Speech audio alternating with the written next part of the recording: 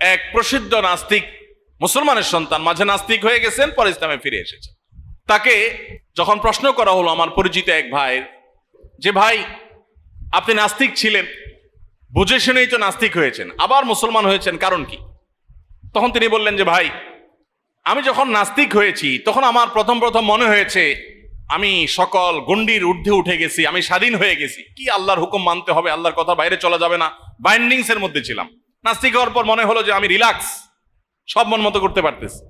কিন্তু কিছুদিন যেতে না যেতে আমার কাছে মনে হলো যে আমি যেন কোনো প্রকার দিশা, কোনো প্রকার গাইড, এগুলো হারা, নির্হারা একটা পাখির মতো, মানুষের মতো হয়ে গেছে, যে আমার যেন কোনো যাওয়ার জায়গা নাই। কারণ আমার মনে হতো যে আমি একান্তে একটু কারোর সাথে কথা বলি, আমার মনের দুঃখগুলো কাউকে একটু খুলে বলি, আমার অনেক কথা আছে যেগুলো আমি কাউকে বলতে চাই, কোনো মানুষকে না, মানুষের বাইরে কাউকে একটু জানাতে চাই।